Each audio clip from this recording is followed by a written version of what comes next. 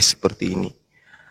Karena di Islam itu berbeda dengan agama Kristen. Kalau di agama Kristen itu tuntas, pengajaran iblis itu tuntas. Artinya gini, ketika iblis menjatuhkan manusia ke dalam percobaan, misalnya di Kristen ya, iblis berhasil, maka ending perlakuan iblis itu kemudian gagal.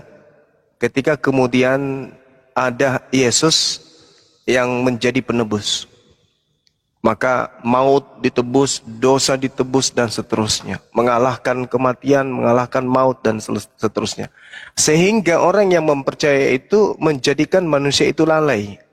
Lalai untuk menjalankan dan bersemangat untuk mengabdi atau menyembah atau beribadah kepada pencipta alam semesta.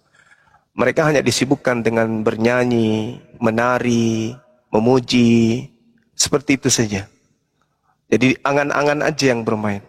Kalau di Islam tidak. Islam itu sangat berhati-hati dalam hidupnya. Kenapa? Karena iblis akan senantiasa mengintai. Allah Subhanahu wa ta'ala berfirman kepada iblis, "Ya iblis, malaka alla takuna ma'as sajidin." Wahai iblis, apa sebabnya kamu tidak mau sujud menghormat bersama dengan para malaikat? Iblis menjawab, "Lam akul li asjuda li basharin khalaqtahu min salsal min hama masnun," kata iblis. Aku sekali-kali tidak akan sujud kepada manusia. Tidak akan sujud kepada manusia. Enggak mau aku sujud.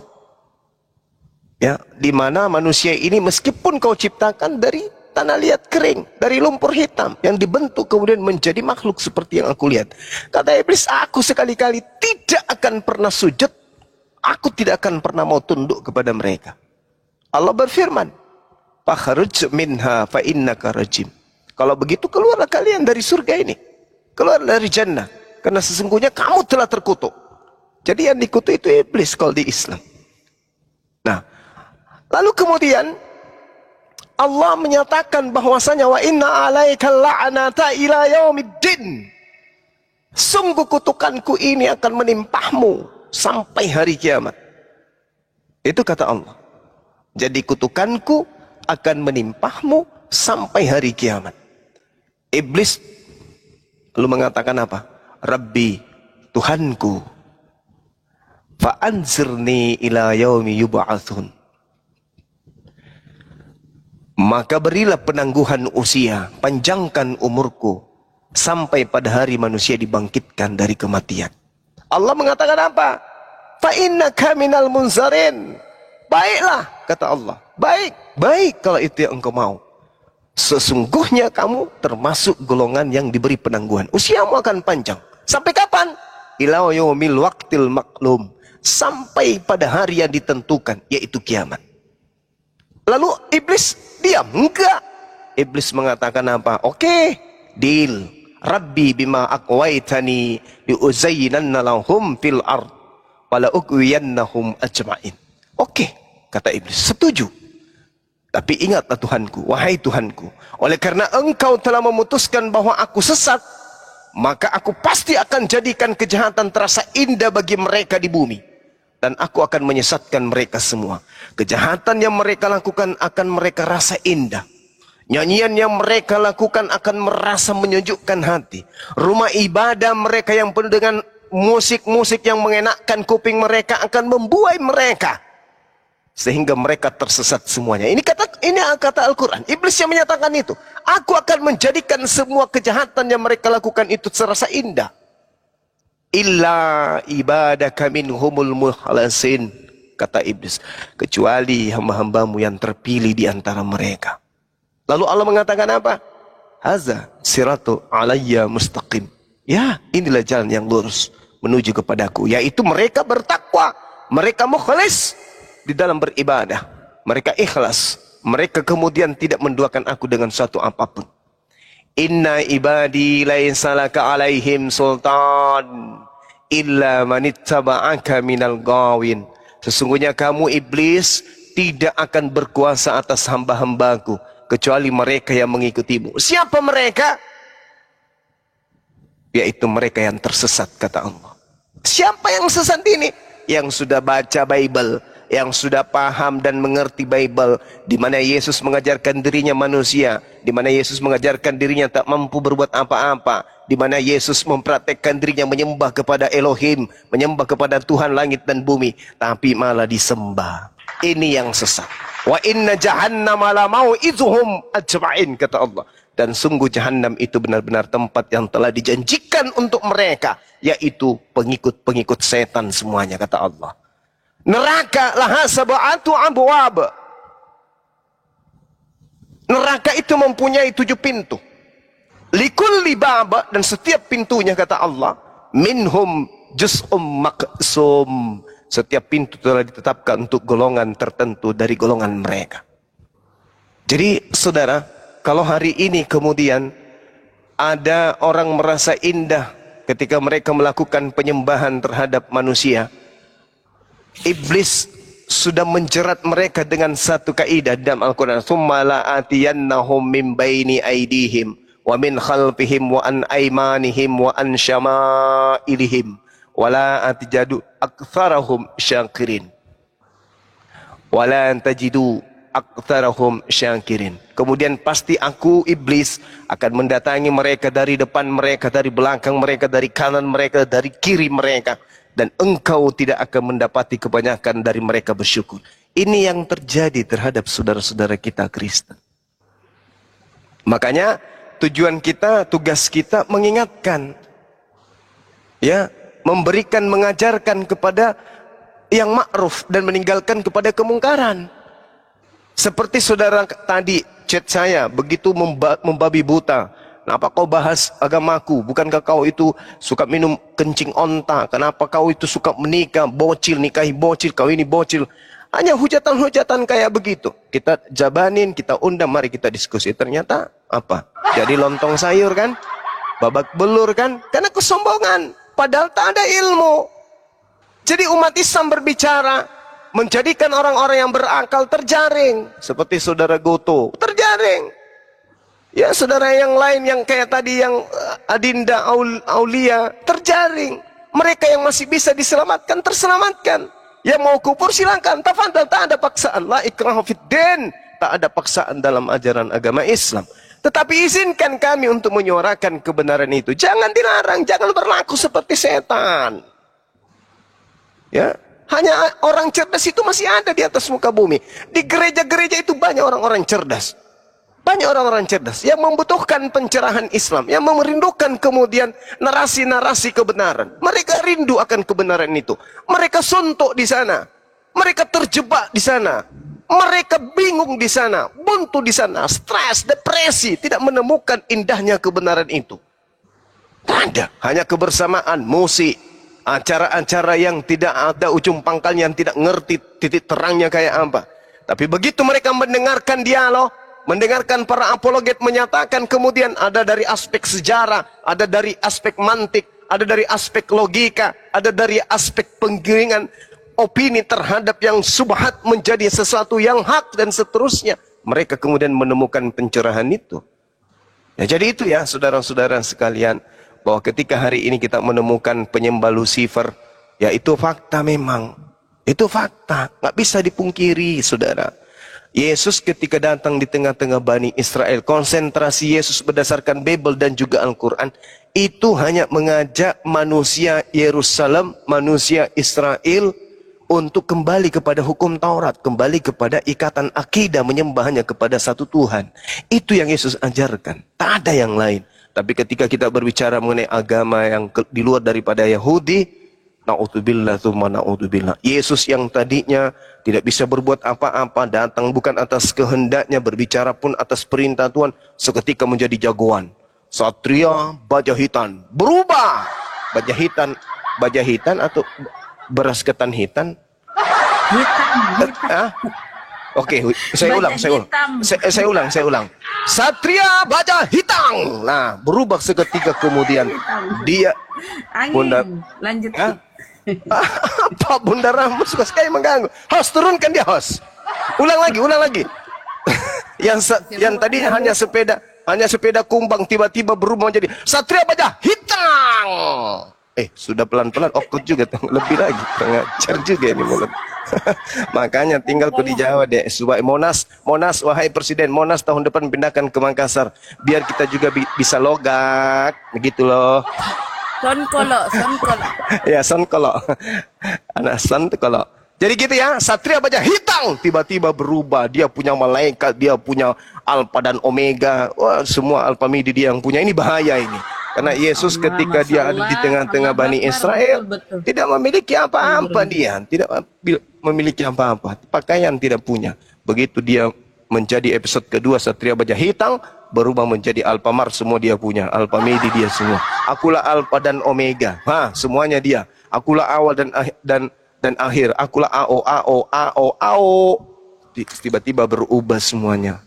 Benar catatan saya dari sahabat saya ya, Bang Goto, beberapa pergeseran yang dia jelaskan, 4 pergeseran, dan itu poin-poin yang memang sering kita sampaikan ya, adanya beberapa poin, kemudian adanya pengajaran mitra, Janus dan seterusnya yang masuk dalam kaidah-kaidah kitab Wahyu yang diajarkan oleh saudara Kristeng hari ini, itu betul-betul tidak bisa kemudian dielakkan. Jadi saudara-saudara pendeta pastor, hayo bersiaplah kalian untuk ditinggalkan jemaat. Demikian, silakan dia ambil alih oleh yang lain.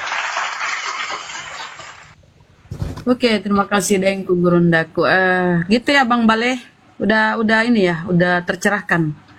Kalau betul tapi kalian bener-bener fakta loh, Alpha dan Omega itu benar-benar fakta, sesuai sama ini apa namanya sejarahnya seperti itu. Oke, kita sebentar Bang ya, baru lanjut. Aku sapa dulu Koko Andi, Kristen Muslim. Koko Andi, selamat malam, assalamualaikum. Koko Andi, Bang Koko. Aduh, halo. Aduh, nggak nyimak ya Koko. Kita ganti ya sama yang lain ya. Silakan Bang Baleh, lanjut. Bunda Rama, izin dulu ya Bunda, sebentar aja. Oh kita, namanya Sahra. Lanjut Ki. Assalamualaikum warahmatullahi wabarakatuh, Bang Zuma, Bang Handi semua. Waalaikumsalam warahmatullahi wabarakatuh. Ya, izin teman-teman ya. Innalillahi wa inna ilaihi rojiun, telah berpulang ke rahmatullah Fandi Ahmad 02 dan Fandi Ahmad 03. Astagfirullahaladzim. Syahid, alhamdulillah. Alhamdulillah syahid, alhamdulillah syahid. Teman-teman, itu tidak bangkit, nggak bangkit lagi dia. Belum tahu ini kan, belum tahu. Aduh, lagi lobby sama TikTok, lagi lobby. Teman-teman ketawa semua di bawah kalian. Maho. Ya, di follow-follow ya teman-teman ya. Kabulampet sekalian jangan ketawa Bantu di follow-follow teman-teman ya. Makasih, lanjut. Ini Kak. Pandi ini aku mau Pandi. Bunda Ye. Oh iya. Insyaallah. Silakan, terima kasih Bang ya. Silakan di follow ya saudara kita Bang Fandi. Ngapa namanya Sah? Nama lainnya apa kek Soroke atau apa kek? Ngapa namanya Kalau malam namanya Sahra. Boleh silakan terkait tapi bagus bahasanya Lucifer dulu Bang. Ini Koko saudara kita Koko Andi dari agama mana? Silakan Koko. Aduh, turun aja Koko kau ya, karena telingamu kurang bagus. Enggak, mungkin jaringannya mungkin tidak bagus. Oh ya, mulai dia. Silakan Koko. Muslim. Bang Koko, Kristen Muslim. Bicara ku anu Bangkok. Koko itu berarti Cina ini tuh. Koko jelly drink. Cina doleng. Koko jelly drink. Iya. Turun lagi. Lanjut Bang Bale. Doraemon. Ya. Apa namanya? Aduh, sorry. Ini lagi radang nih.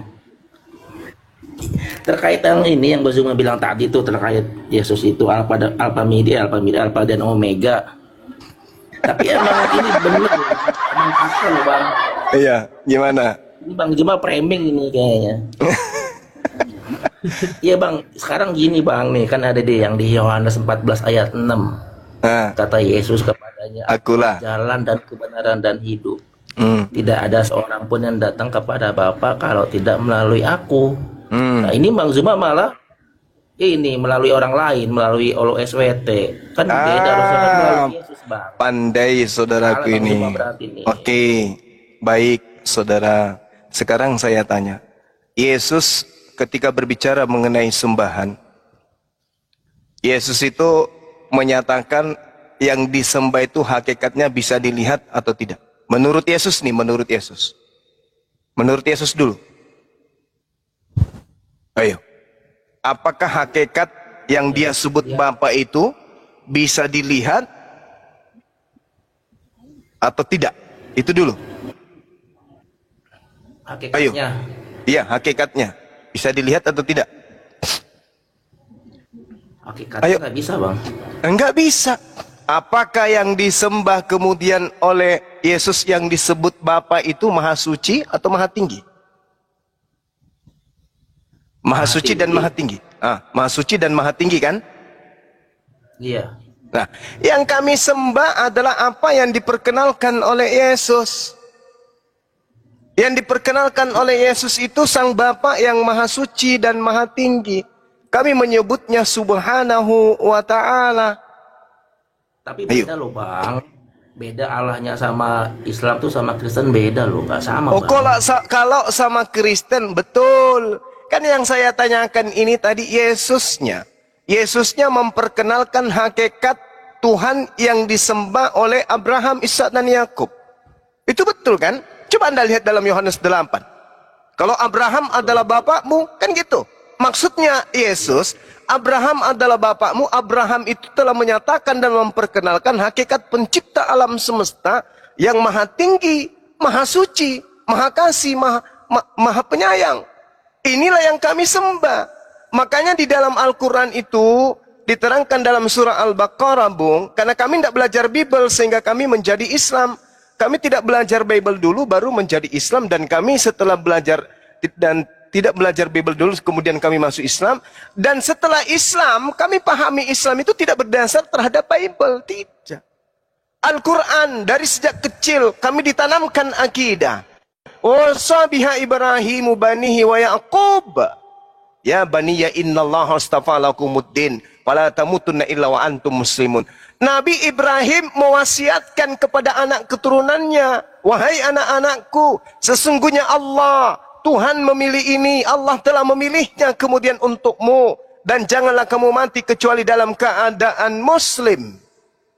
Itu Al-Quran menarasikan itu. Kami belum belajar Bible saat itu. Masa-masa kecil kami sudah diajarkan. Am kuntum syuhada ishadar Ya'qub al-maut isqala libani ma ta'buduna min ba'di qalu na'budu ilahaka wa ilaha abaika Ibrahim wa Ismail wa Ishaqa ilaha wahid wa nahnu lahu muslimun. Dari kecil kami ditanamkan akidah menyembah kepada hakikat pencipta yang disembah oleh Abraham, Ismail, Ishak, Yakub dan anak-anak keturunannya. Ini akidah yang ditanamkan kepada kami. Berlanjut usia, masuk dalil. Kami mempelajari dalil. Di dalam kitab saudara di dalam Al-Quran diterangkan ya'iduhum wa yumannihim wa ma ya'iduhum syaitan illa gurura. Dikatakan bahwasanya orang-orang ini diberikan janji oleh setan, dibangkitkan angan-angannya oleh setan. Mereka dijanjikan tipuan belaka oleh setan. Kami bertanya, siapa mereka ini? Kami penasaran, kami pelajari, kami tadabburi. Ternyata yang dimaksud di sini adalah orang-orang kafir, yaitu mohon maaf saudara. Setelah kami mengatakan saudara, kami pelajari Bible, ternyata betul. Kalian menyembah sesuatu tidak berdasarkan atas perintah Yesus. Ketika kita tanya, itu tak ada. Bahkan Al-Quran mengatakan, wa iyyadu'una illa syaitanan marida. Yang mereka sembah tidak lain hanyalah setan yang durhaka. Penasaran saya, Bang. Penasaran, kok bisa Al-Quran mengatakan bahwa mereka menyembah setan yang durhaka? Saya pelajarilah Bible, saya beli Bible. Habis itu kiriman Bible banyak kepada saya pelajari tiap hari, bla bla bla bla bla bla bla. Kok bisa kayak gini? Kok Al-Quran menuduh saudara-saudara saya menyembah setan? Ternyata saya temukan data Yesaya 14, nomor 12, nomor 13, nomor 14, nomor 15, endingnya nomor 15 itu setara dengan Matius 12, nomor 38, nomor 38 sampai nomor 40. Ending daripada Yesaya 14, nomor 12 itu setara dengan Wahyu 22, nomor 16. Ternyata betul, ada bintang timur, ada Lucifer, Halal bin Zakar yang ngaku-ngaku bernama Yesus yang orang Kristen sembah. Berarti yang disembah oleh orang Kristen, betul kata Al-Quran, wa iyada'una illa syaitanam marida. Sekarang apakah saya harus diam melihat saudara-saudara saya yang saya kasih menyembah setan? Tidak. Karena ada perintah. Ada perintah. Ada perintah untuk menyerukan kebenaran Islam. Ada perintah untuk menyerukan kebenaran Allah. Mengajak orang-orang kepada kebenaran. Maka saya tablik. Maka saya berapologet. Di samping itu ada penghujat terhadap Islam. Nah, maka saya benar. Dua sisi membenarkan saya untuk tampil sebagai pembela. Maka disebutlah saya sebagai apologet Islam. Pembela iman Islam. Jadi kalau saudara mengatakan di awal tadi bahwasanya Tuhan orang Kristen dan Tuhan yang umat Islam itu berbeda. Demi Allah, Tuhan yang kita sembah memang berbeda. Anda menyembah anaknya orang, Anda menyembah makhluk yang mengaku anaknya Maria, sedangkan kami menyembah apa yang disembah oleh para nabi. Saya kira begitu. Subhanallah. Lanjut teman-teman. Yang bertanya mana? Lari, terbirit-birit. Nah itulah. Kalau ajaran setan dalam badan kita ini, itu akan ngamuk kalau mendengarkan kebenaran. Tidak kuat. Termasuk si Elo. Lari dia. Tidak kuat. Betul, Deng. Uchiha, selamat malam. Kau Kristen Muslim, Uchiha? Assalamualaikum warahmatullahi wabarakatuh, Bang Zuma, Bunda Rahma. Waalaikumsalam. Bang Zuma, saya mau nanya, King Care-nya masih ada nggak? Ada tuh Ya, sahabat ada. semua tuh. Ada. Iya, kalau mau pesen di mana ya Bang ya? Saya mau buat itu seserahan. Sama saya. Ada sama sahabat Bang Suma. Seserahan itu maksudnya apa? Merang-merang, Mau Deng. memberikan sesajen? Mele mak bene, mele mak bene. Sajen gitu. Ngiran atau Kalau dikirim ke Jawa Tengah bisa nggak Bang? Bisa, Jawa Tengah. Daerah Poso sana kan? Iya Jawa Tengah. Ini saya pesennya di mana Bang? Di siapa Bang? Itu sahabat Bang Ketik Suma. itu, sahabat Bang Zuma, Bang. Sahabat Bang Ketik Zuma tuh. Bang, ini di bio profilnya Bang ada WA. Oh baik, tadi saya udah follow, nanti tinggal saya itu ya, apa DM aja. Udah saya. Kalau DM jangan Bang, nggak nanya dibaca itu Bang doang, kalau Bang. DM. Terima kasih. WA aja ya WA. Jangan DM, WA. Iya. Bang. Terima kasih Bang. Ada WA-nya Assalamualaikum situ. warahmatullahi wabarakatuh. Waalaikumsalam. Waalaikumsalam. Selamat Yang mau menempuh pesan hidup baju baru juga ya. bisa langsung di WA ya, masih tersedia baju kita teman-teman. Yang nenek mau kiper dan salam satu Tuhan. Lanjut.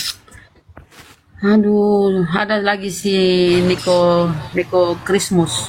Nikodemus, selamat malam. Kau masih sakit? Silakan. Malam. Ya, tadi aku baca apa Taurat Musa nih, ya. Iya. Iya. Jadi Nabi Musa aja bilang itu Suaramu Jangan kayak apa. Sinchan. Tahu Biar nggak ketawa. Sinchan? Biar minta Bunda, biar minta. ya, jadi bagi Nabi Musa itu ya haram ada apa Allah lain ya dari itu. Iya, memang. Makanya jangan bikin Tuhan lain. Jangan, tidak boleh. Iya, bagi dia ada Allah lain itu haram bagi dia. Jadi Iya, itu betul. hanya ciptaan pikiran manusia, lebih dari itu. Iya, jadi gini Bung. Tuhannya Israel, Shema Israel, Adonai Elohenu, Adonai Ahad. Tuhan mereka itu Ahad. Yang kami sembah juga, Qul huwallahu ahad. Katakanlah wahai Nabi Muhammad, sampaikan kepada seluruh umat manusia bahwa Tuhan itu Allah Ahad. Jadi Tuhan yang kami sembah itu Ahad. Tuhan itu tidak dua, Tuhan itu cuma satu. Karena Tuhan itu Ahad, cuma satu, maka Tuhan Ahad yang apa kami Ahad sembah, itu, Bang Juma? maka Tuhan yang kami sembah adalah Rabbus samawati wal ard. Tuhan pencipta alam semesta. Itu tak boleh yang lain. Jadi cuman satu yang esa, yaitu Tuhan yang datang kepada Nabi Musa. Innani anallah, la ilaha illa ana. Cuman ada satu Tuhan, yaitu Tuhannya Nabi Musa. Cuman itu aja, nggak boleh yang lain. Apakah Tuhannya Nabi Musa adalah anaknya Maria? Ini yang bahaya.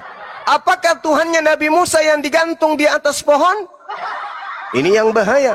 Apakah Tuhannya Nabi Musa yang dipotong donatnya pada hari ke-8? Ini yang bahaya. Apakah Tuhannya Nabi Musa yang nete sama Maria? Ini yang bahaya. Apakah Tuhannya yang Nabi Musa yang datang mengaku bintang timur di Pulau Iya, Patmos? iya. Itu yang bahaya. Nabi Musa itu orangnya Yesus bukan? Orangnya Yesus. Ini kayak mandor aja. Masa? Ngomong itu kan tadi seperti itu. Apakah Nabi Musa itu orangnya dari suku Yesus? Mati. Nah, kan bingung kan? Saya tanya Mati, gitu. Mija. Apakah Nabi Musa itu dari orang Yesus? Terbalik. Apakah Yesus pernah ikut sensus penduduk? Iya, saya tanya itu. Iya apa enggak? Nabi Kalau Musa itu Yesus pernah orangnya- ikut sensus, berarti dia bukan Tuhan. Dari situ aja logikanya dipakai. Masakan ada Tuhan ikut sensus? Iya, ya begini Juma. Ini kayak ini kok dia musim ini pernah kena gear sepeda di kepalanya waktu kecil nih. Aja Juma. Habis jatuh dari ayunan lari lantai 5 ke lantai 1. Oke, tunggu. Saudara Nikodemus, sebelum Anda lanjut, tolong Anda bedakan dulu apa perbedaan antara orang yang jatuh dari lantai 3, lantai 5 dan lantai 1. Lantai 5 bedanya dengan lantai 1. Coba, bedanya apa? Bedanya ya? Ya. Ya di antara itu kan beda level aja ya.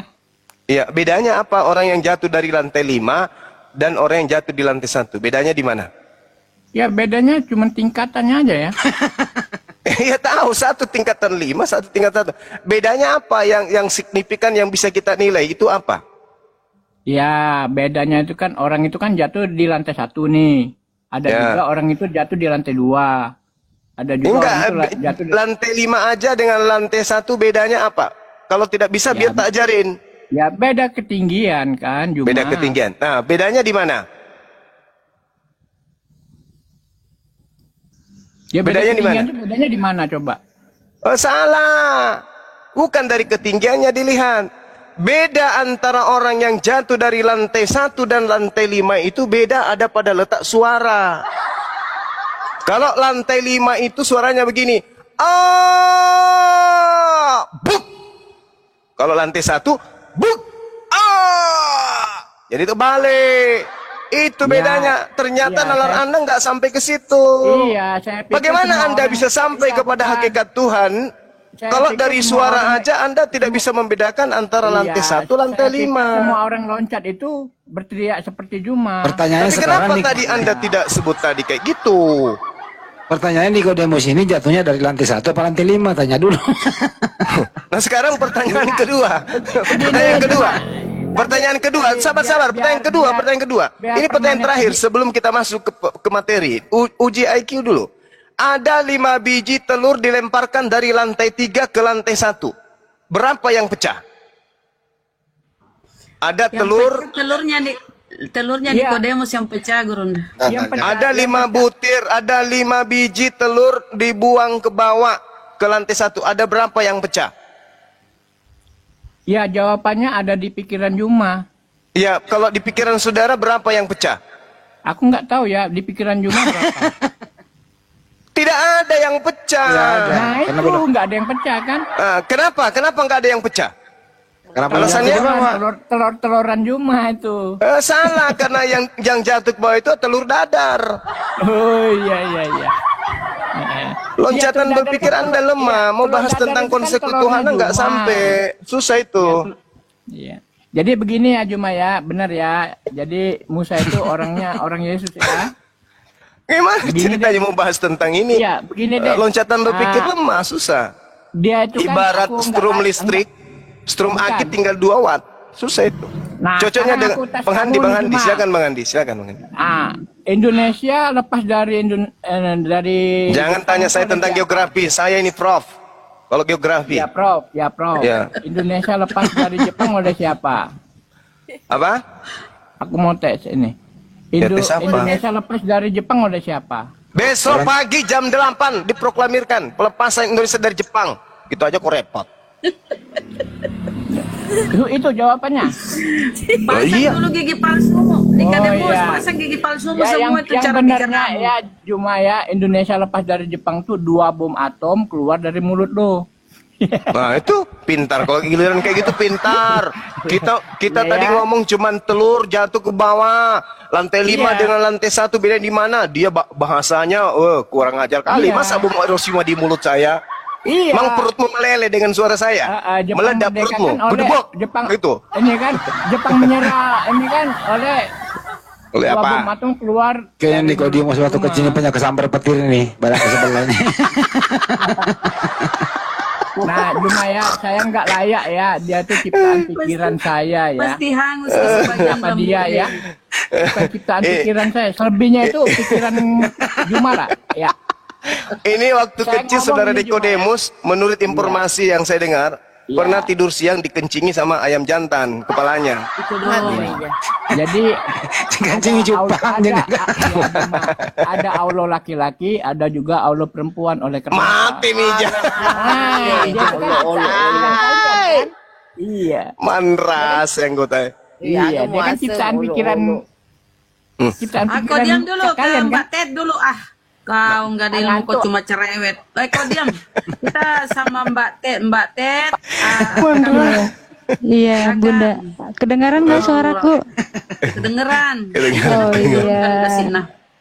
Kenapa, Bunda? Iya, selamat malam semuanya. Assalamualaikum bagi yang muslimnya. Waalaikumsalam. Iya. Manras Nikodemus. Oh iya, seru juga ya kalau ada Bang Juma ya. Semua mengakui ya. Nggak cuman lelucon Iya, aja iya. itu. Mbak siapa namanya? Mbak Ted. Teti Iya. saya namanya. Iya, Teti. Tapi emang Nama lengkapnya Jeremy Teti. Iya, ada Bang Andi Jeremy Teti ya. Apa penyiar ya, Bang ya? Iya, penyiar Iya radio. benar, betul. Jeremy Teti. Aku juga pernah siaran kok. Iya. Iya ya. Jadi aku boleh menanggapi yang dari pertanyaan Bunda Rahma dulu ya tadi ya, Bunda. Boleh, sedikit. Kalau kita pun beda perspektif dalam memahami, ya mohon maaf saja begitu. Tadi Bunda berkata bahwa Yesus itu ketakutan gitu melihat malaikat ketika berdoa. Kalau aku memahami seperti ini Bunda, Yesus itu kan maha tahu untuk waktu future time ke depan yang akan terjadi, dan dia pun sudah mengatakan kepada muridnya tinggal sesaat lagi anak manusia akan disesana. Ketika dia berdoa, dia menyampaikan dirinya kepada Tuhan dan juga manusia lah pada waktu itu, murid-muridnya dan orang yang pengikutnya. Dia takut bukan karena takut kehadiran malaikat itu. Tadi Bunda juga bilang kan memberikan kekuatan. Tetapi kalau aku memahami, Yesus itu takut betapa dahsyatnya yang akan dihadapi, penyesahan sampai pada penyaliban itu yang aku pahami begitu. Nah tadi juga yang di kitab Wahyu yang Bunda katakan ada 7 tanduk, 7 mata bercahaya, itu metafora di mana itu melambangkan suatu kesempurnaan Allah, kesempurnaan ilahi ketika, atau Yesus yang di kekristenan dipahami ketika datang kedua kalinya. Begitu suatu kedahsyatan dan semua akan tersungkur karena tidak mampu memandang kejadian pada saat itu, keadaan pada saat itu, dan memandang kemuliaan Allah itu sedang bermetafora begitu, artinya menyampaikan sesuatu dengan suatu kiasan begitu Bunda. Begitu Bang Juma, Bang Andi dan yang lainnya. Tapi tadi aku ketika Bang Izin Bang Handi, sebentar Bunda, Bunda sebentar. Ketika Bang Zahra bilang inilah, aku tersentak. Tahu-tahu bercanda panjang umur ya, Bang Handi. Fandi Ahmad ya. Oke, iya Bunda, silakan Bunda. Nah, izin ya Gurunda. Di Lukas itu kan memang seperti itu datanya. Maka seorang malaikat dari langit menampakkan diri kepadanya untuk memberi kekuatan kepadanya. Malaikat kok memberi kekuatan kepada Tuhan Anda? Ya kan? Memberi kekuatan kepadanya. Ia sangat ketakutan. Masa Tuhan ketakutan? Ini logikanya di mana ya? Ia sangat ketakutan dan makin bersungguh-sungguh berdoa. Peluhnya menjadi seperti titik-titik darah. Saking takutnya tuh sampai peluhnya tuh butirannya seperti tetesan darah. Titik-titik darah yang bertetesan ke tanah. Artinya sesuatu yang tidak wajar. Tuhan kok takut sama ciptaannya. Malaikat itu kan diciptakan. Kemudian yang memberi kekuatan ciptaannya. Ya kan?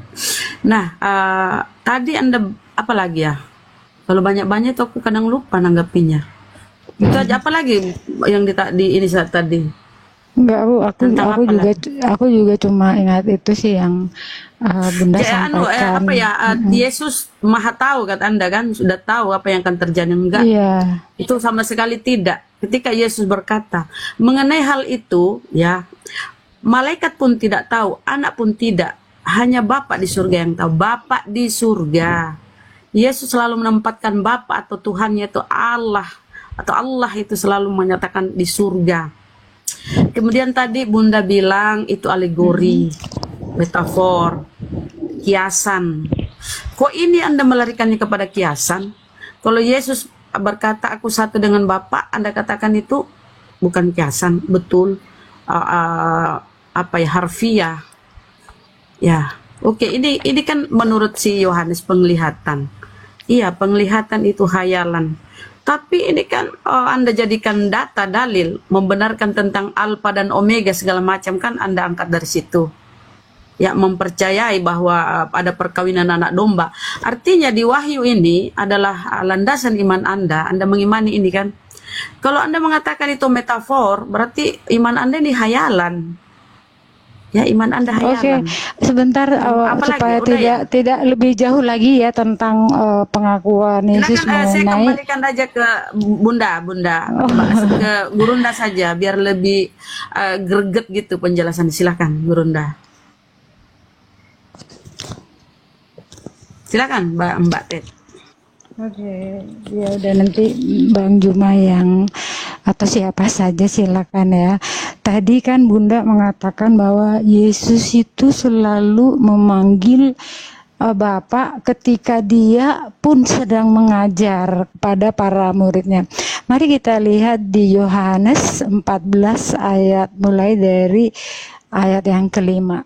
Sabar ya semuanya ya. Kata Thomas kepadanya, Tuhan, kami tidak tahu kemana engkau pergi. Jadi bagaimana kamu tahu jalan ke situ?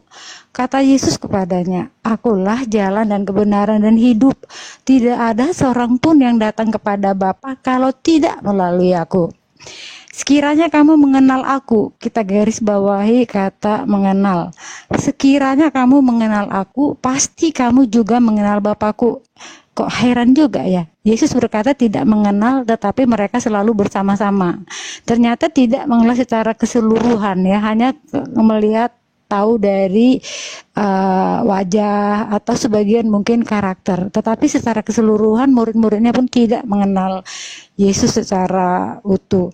Sekarang ini kamu mengenal dia dan kamu telah melihat dia, maksudnya Bapa itu. Lalu kata Filipus kepadanya, Tuhan, tunjukkanlah Bapa itu pada kami, itu sudah cukup bagi kami. Kata Yesus kepadanya. Nah ini diingatkan lagi, telah sekian lama aku bersama-sama kamu Filipus, namun engkau tidak mengenal aku. Barang siapa telah melihat aku, ia telah melihat Bapa. Nah, sampai di sini yang penekanannya, penegasannya, bagaimana engkau berkata, tunjukkanlah Bapa itu kepada kami. Nah, itu menjadi poin pentingnya. Nah, ini Nah, Anda karena tidak maknai sebagai harfiah ya. Sebentar aku potong. Ini Anda mati-matian memaknai sebagai harfiah. Sesuatu yang betul, bukan secara kiasan atau secara alegori. Ya, sekian lama kita bersama ini mana Anda memaknai ini kiasan, betulan atau harfiah secara harfiah. Nah, kalau ini apa ya, iman Anda seperti itu. Ketika Maria melahirkan, apa Yesus lahir dengan Bapa? Ada Bapa. Ketika Yesus menyusu, apa Bapa ikut menyusu? Ketika Yesus mati tersalib, Bapa ikut tersalib. Kalau Yesus adalah Bapa itu sendiri. Begitu? Kalau aku Anda maknai ulang secara lagi, harfiah, Bunda, maaf Bunda, aku baca lagi penekanannya. Barang Anda kok siapa pilih-pilih ya? telah Sebentar, bukan tadi di jadi Wahyu, Anda bilang itu alegori. Anda tadi bilang di metafor ya di Wahyu. Kalau ini Anda maknai secara harfiah atau secara sesungguhnya. Kalau Anda maknai secara sesungguhnya, yang lahir di Maria itu yang lahir lewat rahim Maria itu berarti Yesus adalah Bapa. Kalau kau melihat aku, Thomas, kau melihat Bapa.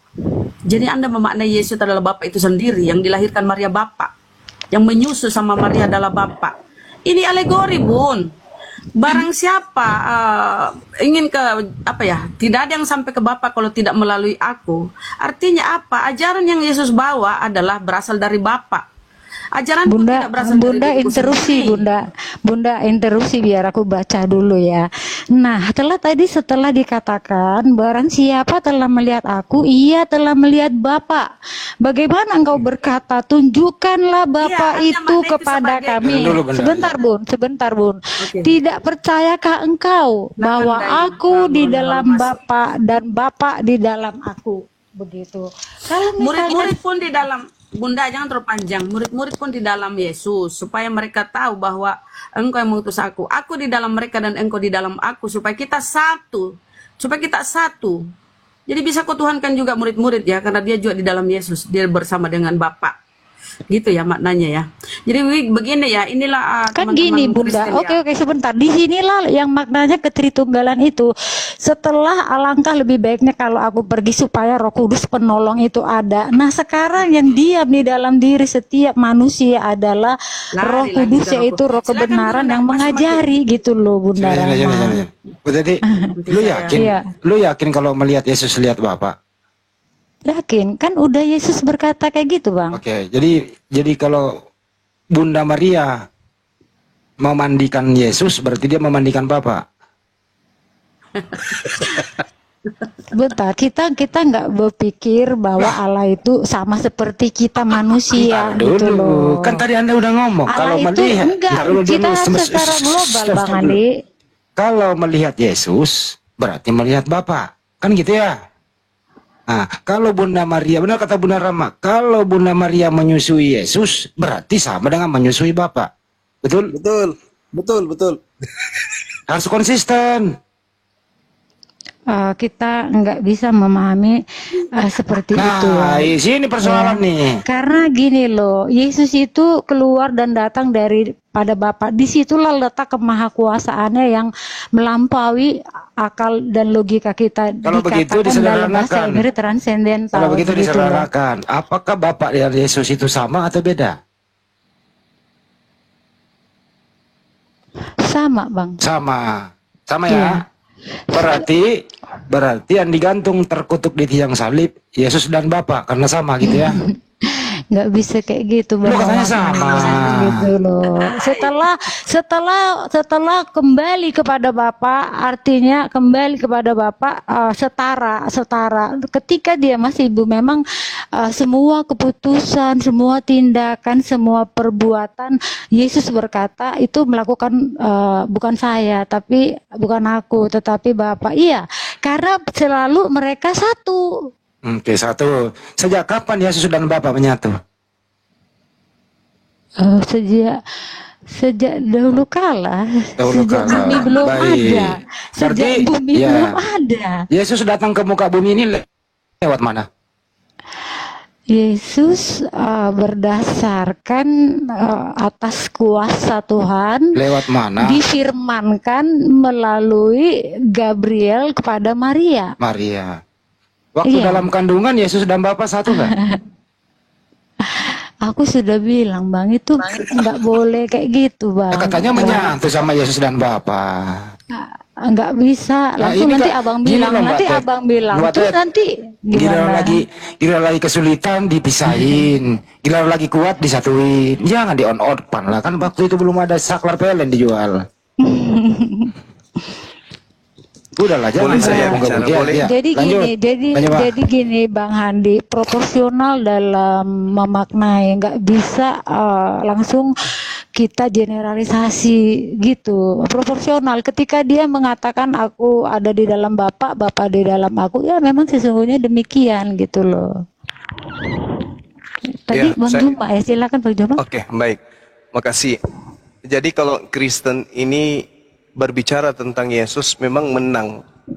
Mereka akan memenangkan pertarungan. Kenapa? Karena orang Kristen itu menggunakan dua pola. Pola pengajaran Yesus tentang kenabian dan kerasulannya yang adalah sebagai utusan Tuhan. Dan pola pengajaran Paulus, Yesus itu yang adalah Tuhan itu sendiri. Dia akan menang. Islam berdiri hanya pada poin ajaran Yesus, sedangkan Kristen berdiri di dua sisi. Pengajaran Paulus yang Yesus adalah Tuhan, dan pengajaran Yesus sendiri yang majas alegori seperti tadi. Kenapa bisa? Andai saja saudara Kristen ini murni pengikut Yesus tanpa embel-embel Paulus in the gang, maka saudara Kristen ini akan mendudukkan Yesus itu sebagaimana Yesus mendudukkan dirinya. Contoh, bagaimana mungkin seorang Kristen yang mengaku pengikut Yesus bisa mengindahkan ucapan-ucapan Yesus yang bertaburan di dalam Bible yang mengatakan Bapa itu ada di langit, ada di surga. Matius 6 nomor 9, Matius 5 nomor 48, Matius 10 nomor 32, Matius 12 nomor 50, Matius 15 nomor 13, Matius 16 17, Yohanes 6 32 33, Matius 18 nomor 10, 18 nomor 19, apalagi Matius 7 nomor 21 sampai nomor 23. Jelas sekali, Bapa adanya di surga, Bapa adanya di langit. Bapa yang memberikan kamu roti dari langit, dari langit, dari langit, ada di langit, berada di langit, Bapa di langit. Itu intinya, itu pengakuan Yesus. Jadi Yesus mendudukkan kemudian Bapa itu berada pada suatu keadaan berada di sisi yang lebih tinggi, di tempat yang jauh di atas, makanya disebut maha tinggi. Lalu kemudian berdasarkan dari amunisi dari pengajaran Paulus, maka ketika Yesus mengatakan seperti yang dikatakan tadi di Yohanes 14 itu, aku berkata kepadamu, apa dikatakan tadi nomor 9 ya? Telah sekian lama aku bersama kamu Filipus, namun engkau tidak mengenal aku. Barang siapa telah melihat aku, ia telah melihat Bapa. Bagaimana engkau berkata, tunjukkanlah Bapa itu kepada kami? Maksud dari pengajaran Yesus ini adalah teguran sebenarnya. Wahai Filipus, dirimu itu sudah lama sama aku. Sudah diajarkan bahwa Tuhan itu tidak bisa dilihat. Bapa itu tidak bisa didengarkan. Kenapa engkau minta ditunjukkan Bapa itu? Sebenarnya kau melihat aku itu sama melihat Bapa. Kenapa? Karena firman yang kau dengar dari mulutku itu bukan dari diriku sendiri, tapi dari Dia yang telah mengutus aku. Barang siapa mengasihi aku, barang siapa tidak mengasihi aku, ia tidak menuruti firmanku. Dan firman yang kau dengar itu bukan dari diriku, melainkan dari Bapa yang mengutus aku. Adanya kata apostolos, utusan, menandakan bahwa ada tempat start pengutusan menuju ke tempat finish, yaitu dari langit menuju ke bumi. Yesus utusan dari sang sumber, yaitu yang berada di langit. Ketika dia mengatakan siapa melihat aku sama melihat Bapa, artinya kesaksiannya coba kita lihat dalam Yohanes 5 nomor 36. Ada kesaksianku yang lebih penting dari kesaksian Yohanes Pembaptis, bahwa semua pekerjaan yang aku lakukan, pekerjaan itulah yang aku lakukan sekarang, dan pekerjaan itu yang bersaksi tentang aku, bahwa Bapa yang telah mengutus aku. Artinya yang melihat aku bermukjizat, yang melihat aku berkata, yang melihat aku berbuat, Sesungguhnya semua yang aku lakukan itu atas perintah Bapa. Maka melihat yang kulakukan, melihat dan mendengarkan yang aku ucapkan, itu sama dengan melihat Bapa dan mendengarkan Bapa. Yohanes 13, Yohanes 4 nomor 34. Makananku adalah melakukan apa yang diperintahkan oleh Bapa. Kemudian Kisah Para Rasul 2 nomor 22. Orang-orang Israel harus tahu yang kumaksud adalah Yesus dari Nazaret, bahwa Bapa dia adalah perantara yang ditunjuk oleh Bapa kepada manusia untuk melakukan tanda-tanda, kekuatan-kekuatan, mujizat-mujizat yang dilakukan oleh Bapa melalui perantaraan Yesus. Jadi barang siapa yang melihat aku sama melihat Bapa, karena yang melakukan pekerjaan di dalam diriku adalah Bapa. Aku sendiri anak Maria tak mampu melakukan apapun. Apa yang aku lakukan bukan dari diriku sendiri. Apa yang aku katakan bukan dari diriku sendiri. Berarti diriku adalah manusia, tapi aku mampu memberikan petua. Diriku adalah manusia, tapi aku mampu melakukan mujizat. Kenapa? Karena yang melakukan itu adalah Bapakku melalui perantaraan aku. Jadi melihat aku sama melihat Bapak, bukan berarti aku ini adalah Bapak. Bukan. Bukan. Sama sekali bukan.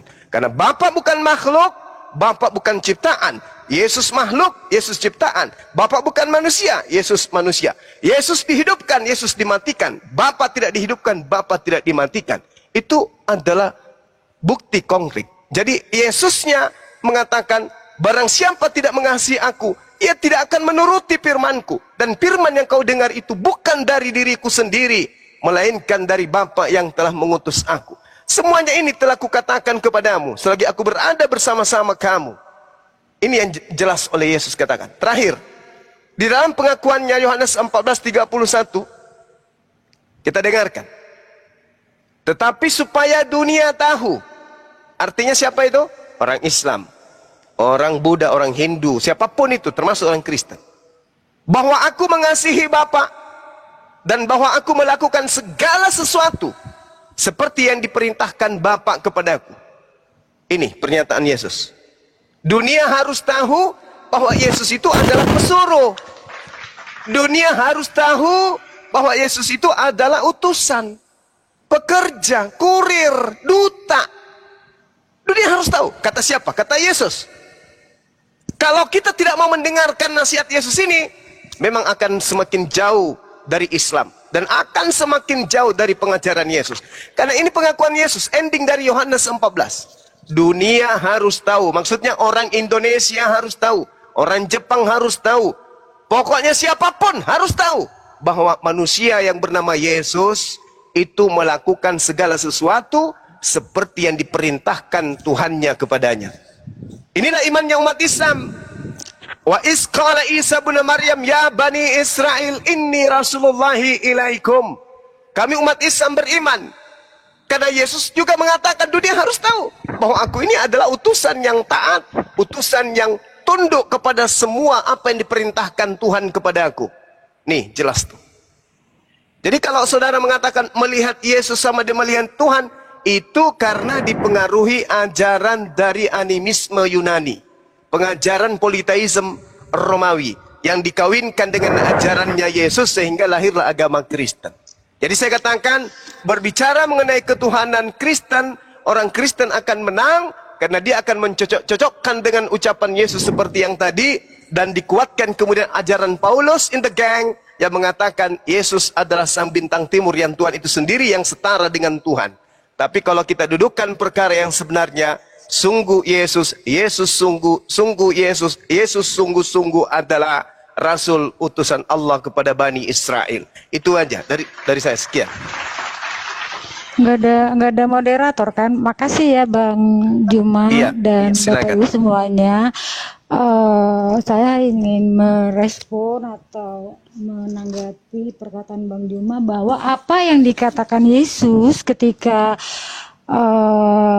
berkata kepada Filipus, ya, Yohanes 14 ayat 9, tunjukkanlah Bapa itu kepada kami, bagaimana engkau berkata, begitu. Iya, memang Yesus menegur pada saat itu, sekaligus dia ingin menyampaikan dan ingin mengatakan bahwa kalau kamu melihat aku, kamu melihat Bapa. Oke, di keep ya, di sini nggak perlu berbantah, aku pikir ya Bang, dan Bapak Ibu yang lainnya.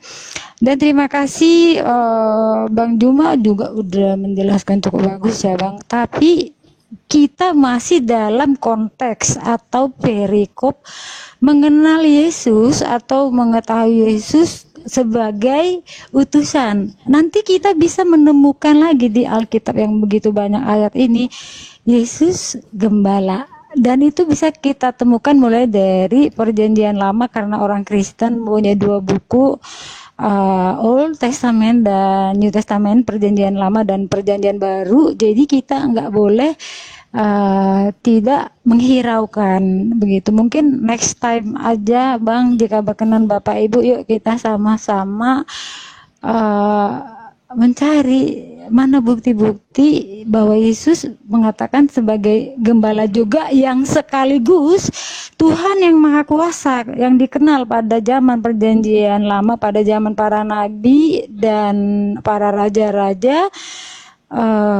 Itu dikenal namanya, akulah Tuhan yang Maha Kuasa. Tetapi di situ dikatakan dia adalah gembala yang baik. Nah, sekaligus Yesus pun berkata, aku adalah gembala yang baik. Jadi genaplah apa yang dikatakan Alkitab seperti yang dikatakan Yesus di kitab Lukas. Sesaat lagi akan tiba apa yang ditulis dalam kitab para nabi dan Taurat, yaitu kitab Musa, Taurat dan Mazmur. Anak manusia akan disesah ketika tidak lama lagi Via Dolorosa, penyaliban itu terlaksana.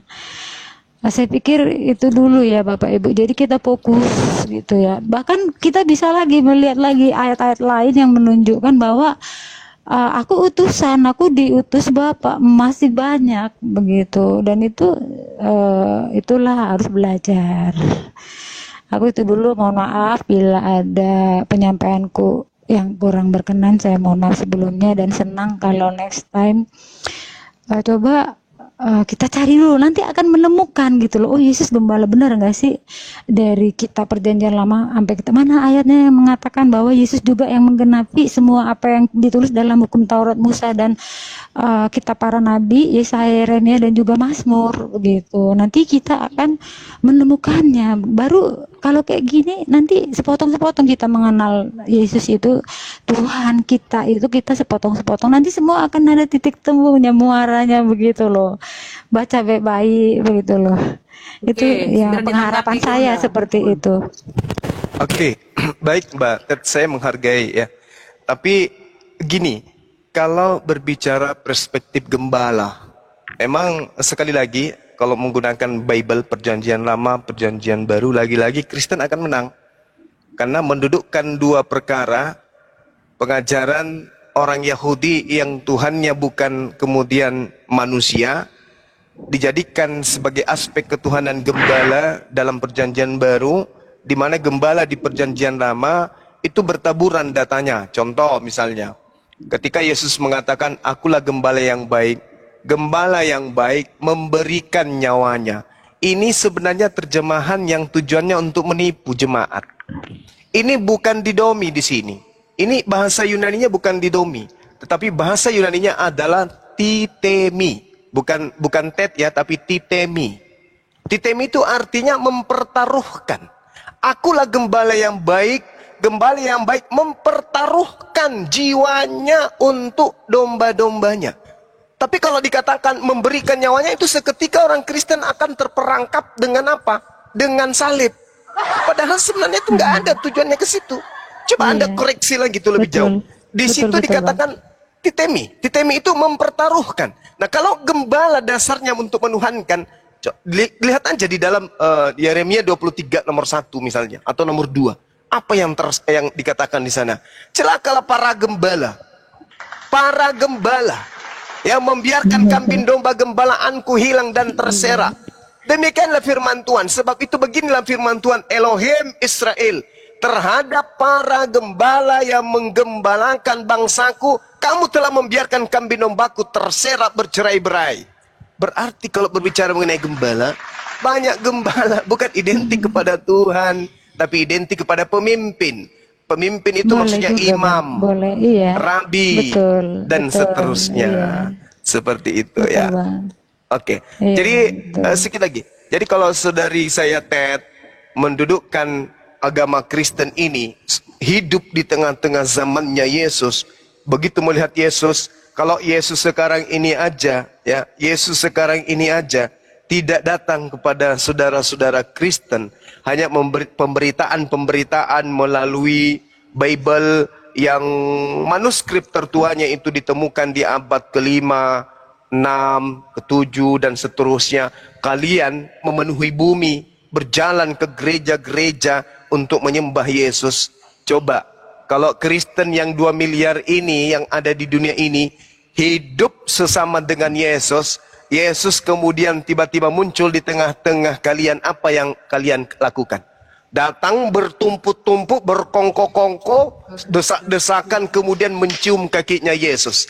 Apakah begini pola keagamaan yang diajarkan oleh para nabi? Mencium kaki manusia, menyembah manusia, bla bla bla bla dan seterusnya. Kenapa itu tidak terjadi pada zamannya? Karena bagi manusia pada zamannya, Yesus itu dipercaya sebagai utusan Tuhan saja.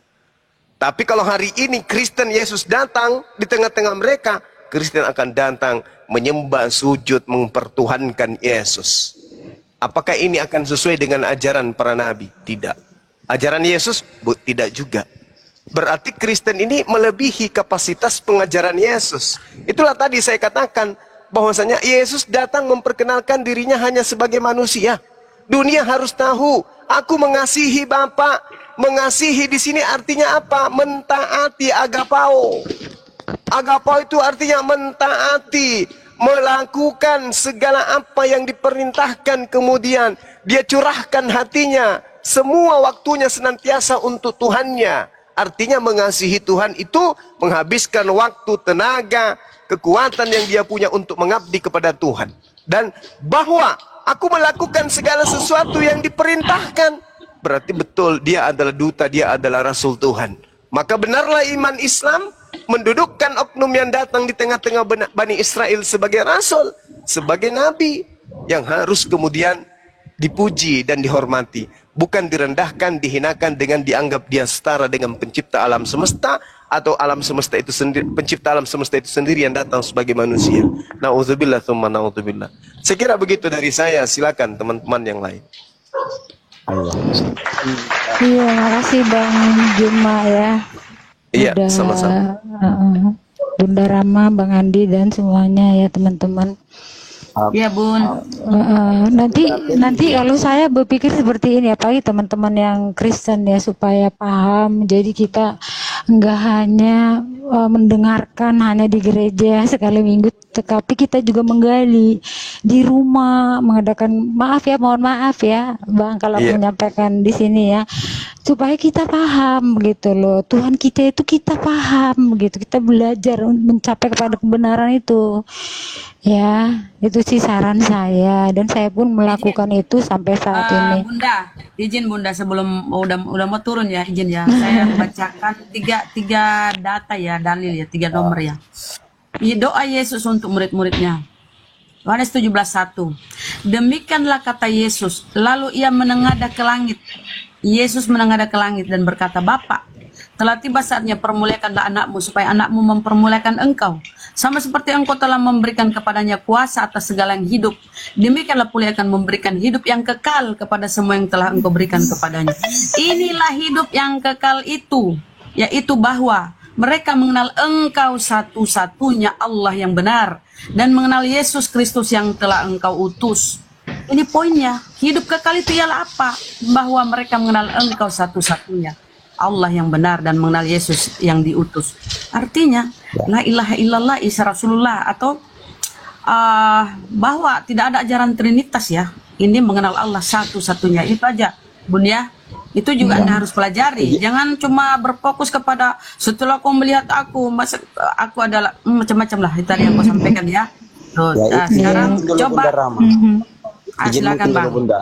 Saya mau nanya sebelum Bunda Teti turun ini supaya saya kasih edukasi juga buat Bunda Teti supaya ngerti juga tentang nubuatan dalam dalam Bible. Saya sekarang mau nanya begini sama Bunda Teti.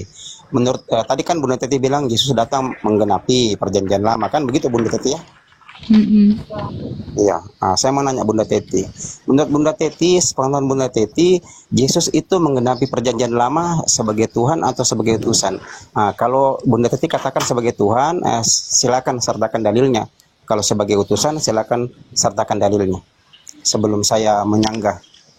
Nah, silakan. Tadi pertanyaannya apa? Saya catat dulu. Pertanyaan apa Bang? Kita nggak boleh salah-salah jawab ini Bang. Kalau Iya, tadi apalagi saya Abang nanya bisa. gini. Saya nanya gini. Ulang dulu. Jadi begini. Saya nanya begini Bunda Teti. Kan tadi Bunda Teti bilang Yesus menggenapi perjanjian lama. Sekarang saya mau nanya, menurut sepengetahuan Bunda Teti, Yesus menggenapi perjanjian lama itu sebagai Tuhan atau sebagai utusan?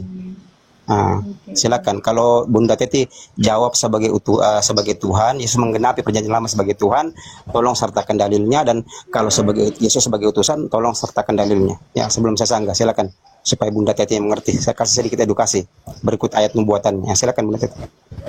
Silakan. Oke Bang, aku tidak jawab sekarang ya Bang. Ini poin penting buat pertanyaan ini karena aku tahu jawabannya, tapi ayat-ayat itu belum tahu secara Suaranya mau kecil itu, suaranya mau kecil.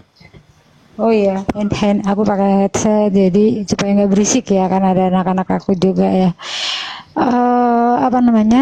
Aku tidak jawab sekarang karena aku harus dapat membuktikan, menyertakan bukan membuktikan, menyertakan konteks atau nats Alkitabnya supaya lebih percaya dan lebih yakin. Bisa aja aku bilang sebagai Tuhan, sebagai utusan, kedua-duanya ada dasarnya, ada Alkitabiahnya. Tapi mohon maaf tidak hari ini, tidak malam ini. Mohon maaf Bang Juma ya, dan Bapak Ibu semuanya. Kalau gitu Bunda Teti tidak bisa jawab. Kalau gitu saya kasih pencerahan saja buat Bunda Teti biar Bunda Teti bisa jadikan PR ya. Begitu Bunda Teti. Jadi begini, sepanjang nubuatan dalam perjanjian lama 1239 nubuatan perjanjian lama, tidak satupun yang mengatakan Yesus menggenapi sebagai Tuhan. Tapi ada nubuatan dalam perjanjian lama itu menjelaskan bahwa Yesus menggenapinya sebagai utusan. Nah, ini saya menjadi PR buat Bunda Teti ya. Silakan Bunda Teti buka ayat penggenapannya di Yohanes 14 ayat yang ke-27. Ini ayat penggenapannya ya. Dan nubuatannya silakan Bunda Teti buka di Yeremia 28 ayat 9. Saya jamin pasti Bunda Teti akan mengerti bahwa Yesus menggenapi perjanjian lama hanya sebagai utusan, bukan sebagai Tuhan. Tidak satupun ayat nubuatan dari 352 ayat-ayat nubuatan yang terkandung dari 1817 ayat-ayat nubuatan dalam Bible yang berisi 66 kitab, tidak satupun nubuatan yang mengatakan Yesus Tuhan, tapi berbagai ayat nubuatan yang mengatakan bahwa Yesus adalah utusan. Nah, silakan dibuka Oke Bang. Tadi Yeremia berapa Bang? Mohon maaf, Yeremia berapa? 28 ayat 9. Oh, 9. Ya, buka aja ya, baca keras-keras Bang. Bang Bunda Teti baca keras-keras. 29. 28 ayat 9. Oke. Yeremia 28. Tetapi inilah firman Tuhan, Yeremia 28 ayatnya yang ke-9. Nah, silakan. Tetapi mengenai seorang nabi yang bernubuat tentang damai sejahtera, jika nubuat nabi itu digenapi, maka barulah ketahuan bahwa nabi itu benar-benar diutus oleh Tuhan. Nah, sekarang sampai Bunda Oke, Teti. sekali lagi. Ya, sekali lagi. Silakan. Sekali lagi ya. Ini butuh pemahaman yang hati-hati.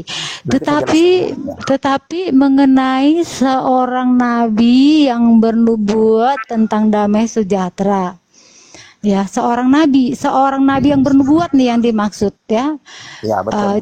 Bukan yang dinubuatkan, nggak tahu lah. Aku baca dulu ya. Ya, silakan. Tetapi mengenai seorang nabi yang bernubuat tentang damai sejahtera, jika nubuat nabi itu digenapi, maka barulah ketahuan bahwa nabi itu benar-benar diutus oleh Tuhan. Ini bicara seorang nabi, Bang. Oke.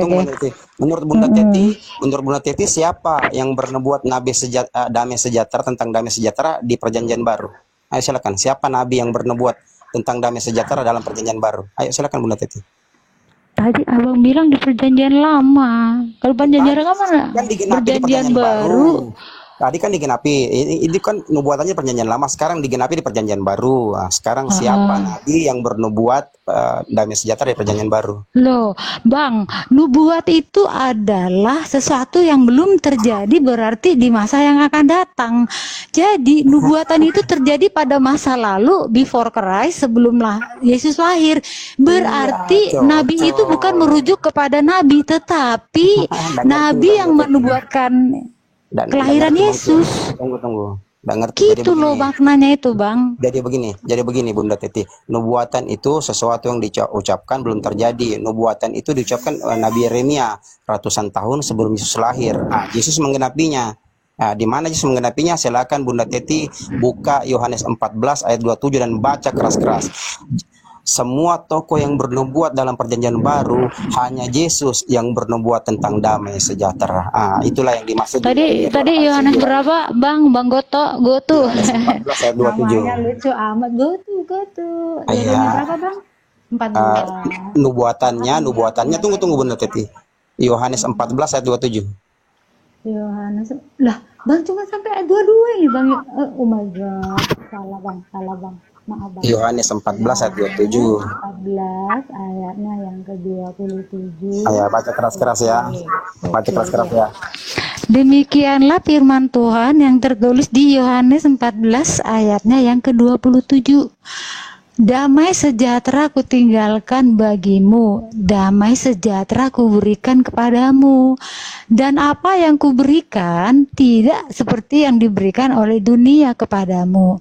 Janganlah gelisah dan gentar hatimu. Amin. Makasih. Udah aku baca, Bang. Belajar enggak nubuatan? Kok suara Abang enggak kedengaran?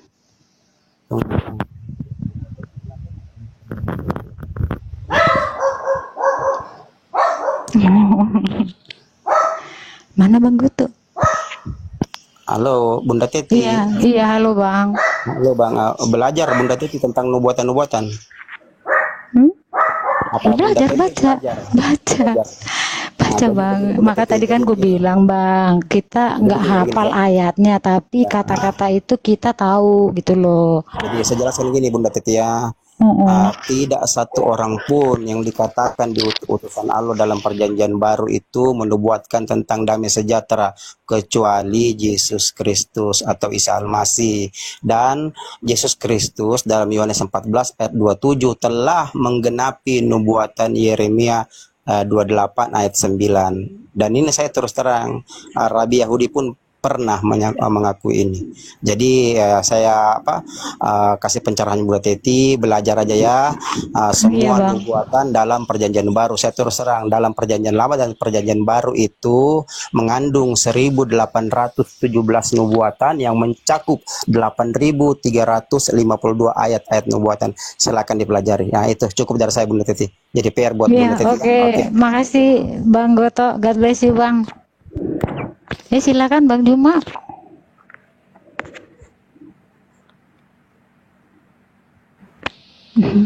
Iya, oke. Baik. Menyikapi apa yang disampaikan oleh Bang Goto itu sangat betul ya. Valid. Kalau dikatakan oleh saudara Kristen bahwa Yeremia 28 ini bercerita tentang Yesus, bahwasanya ada nabi yang bernubuat kemudian, dan itu bukan di Perjanjian Baru, berarti ada nabi lain di Perjanjian Lama yang ditunjuk oleh Yeremia. Tapi pertanyaannya siapa? Ada tidak nabi yang bernubuat tentang damai sejahtera di dalam di dalam perjanjian lama? Ada enggak? Enggak ada. Yang kita temukan hanya Tuhan yang merancang damai sejahtera di dalam Yesaya ya. Yesaya 29 ya teman-teman. Yang masih ingat ini ada enggak yang masih ingat?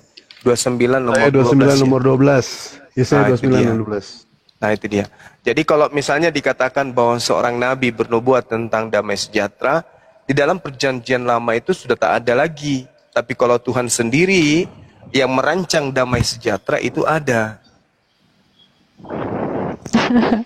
Maaf Bang Juma, tadi aku langsung karena aku pakai laptop ya, jadi aku langsung search Yesaya 29 ayat 12 tadi ya Bang, ada tuh Bapak Iya. ada yang nyampaikan tuh, oke.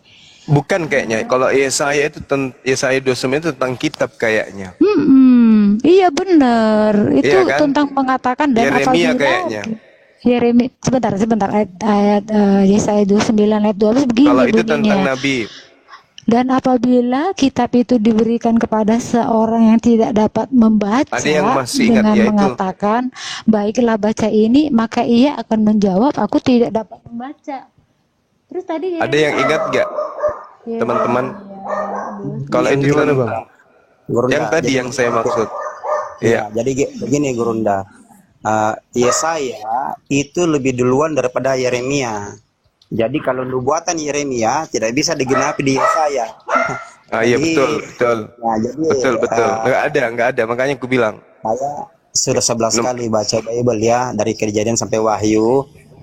Nabi yang bernubuat tentang damai sejahtera hanyalah Isa Al-Masih, dan beliau sudah mengenapinya. Iya. Yeremia sudah berkata bahwa tidak ada nabi yang bernubuat damai sejahtera kecuali Isa, dan nanti setelah dia ketahuan bernubuat damai sejahtera, maka dia ketahuan adalah betul-betul adalah seorang utusan. Jadi sudah jelas sebenarnya Yeremia 28 ayat 9. Dan ini Rabi Yahudi sudah mengakuinya, hanya sayang ditutupi. Ini ditutupi. Saya pernah baca bukunya ini. Jadi saya terus terang saja Mbak Teti, Bunda Teti, Yesus itu adalah utusan seperti yang dijelaskan tadi di Yohanes 17 ayat 3. Jadi tidak ada satupun nubuatan yang mengatakan Yesus Tuhan. Bulak-balik Anda dari Kejadian sampai Wahyu tidak ada. Yang ada itu kata Lord bergeser jadi God. Tuhan menjadi Tuhan pencipta langit dan bumi. Kenapa bergeser? Karena Bunda Teti mengutamakan doktrin yang dibawa Tertullianus, seorang penyembah berhala yang masuk ke uskupan Katolik. Nah itu. Sekian dari saya. Iya betul. Jadi yang saya maksud tadi itu adalah Yeremia 29 nomor 11. Jadi setelah Tuhan menubuatkan nabi, Tuhan kemudian menyatakan rancangannya sendiri dengan damai sejahtera. Yeremia 29 nomor 11 itu, sebab aku ini mengetahui rancangan-rancangan apa yang ada pada aku mengenai kamu. Jadi Tuhan merancang, dan rancangannya itu Tuhan tahu, dan rancangan Tuhan itu adalah rancangan untuk manusia. Sebab aku ini mengetahui rancangan-rancangan apa yang ada padaku mengenai kamu. Demikianlah firman Tuhan, yaitu rancangan damai sejahtera. Jadi yang dikatakan dalam Yeremia 28 ini memang betul-betul ada seorang nabi yang bernubuat tentang damai sejahtera. Nubuat nabi ini adalah Yesus. Kemudian nabi yang kemudian mengatakan tentang damai sejahtera itu adalah baginda Rasulullah Muhammad SAW. Jadi Yesus pun menubuatkan, menyampaikan tentang damai sejahtera itu akan datang, dan damai sejahtera ditinggalkan oleh Yesus, damai sejahtera ditinggalkan oleh Yesus. Nah, kenapa dikatakan kemudian damai sejahtera itu datangnya kepada baginda Rasulullah Muhammad SAW? Yang pertama, karena dari nama Islam itu sendiri artinya adalah damai sejahtera.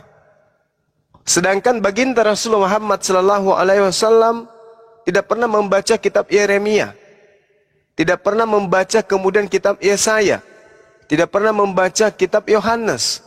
Tetapi seketika di dalam surah Al-Ma'idah ayat 3 seketika bercerita tentang Islam. Seketika berbicara tentang damai sejahtera. Nah, kalau dikatakan bahwasanya Nabi yang bernubuat tentang damai sejahtera itu adalah baginda Rasulullah Muhammad SAW juga betul.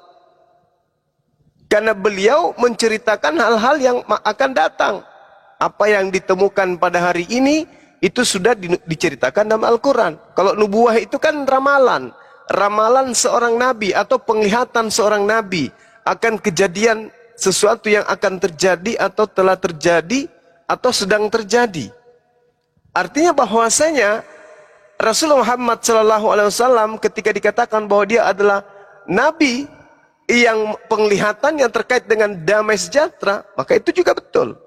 Kalau Yesus seorang Nabi yang menyatakan akan datangnya damai sejahtera, itu juga betul. Karena sesuai dengan yang tadi diuraikan di Yohanes 14 nomor 27. Berarti benarlah apa yang dikatakan oleh Al-Quran, wa isqala Isa bin Maryam ya bani Israel inni rasulullahi ilaikum musaddiqan lima baina yadayhi minat Taurat wa mubasysyiran bi rasuli ya'ti min ba'di ismuhu Ahmad. Benar berarti. Tepat berarti. Sedangkan Rasulullah Muhammad SAW tidak pernah membaca kitab-kitab sebelumnya. Makanya beliau disebut sebagai ummi. Nah, ini yang ingin saya tambahkan supaya umat Islam juga semakin kuat imannya, supaya tidak goyah untuk keluar daripada akidah Islam. Demikian, silakan yang lain.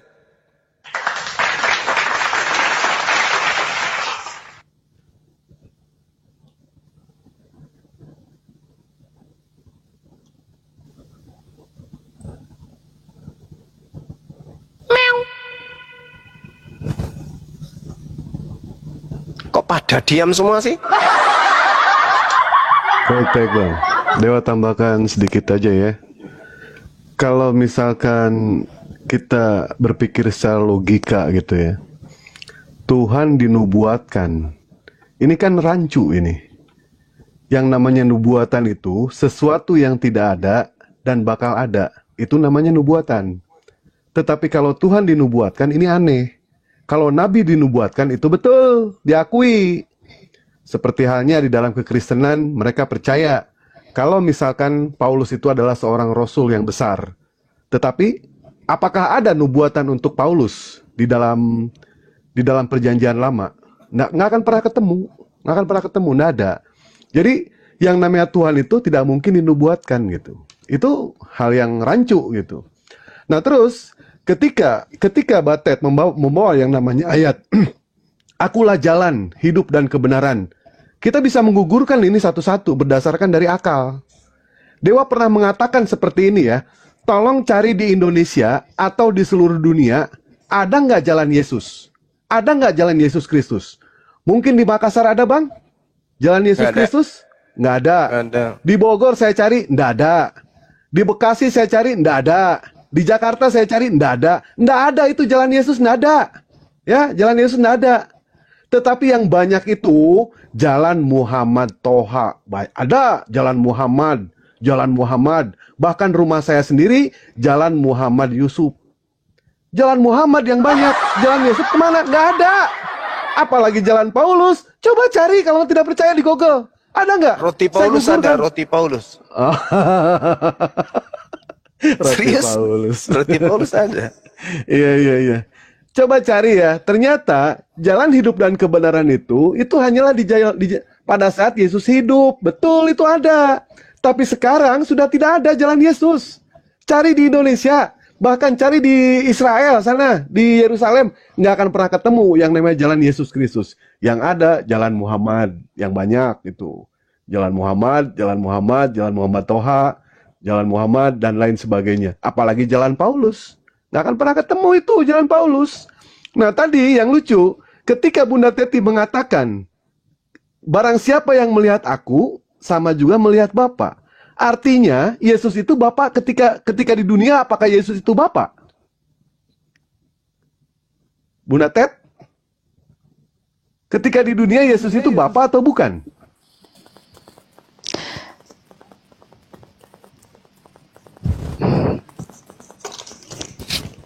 Ini kita enggak sebentar dulu Bang, aku nggak berani buru-buru ngejawab gitu karena ketika dia mengajarkan muridnya, minta diajarin berdoa, dia mengajarkan Bapa kami yang di surga, begitu loh Bang. Yang saya tanya, ketika Yesus di dunia, apakah Yesus itu Bapa atau bukan?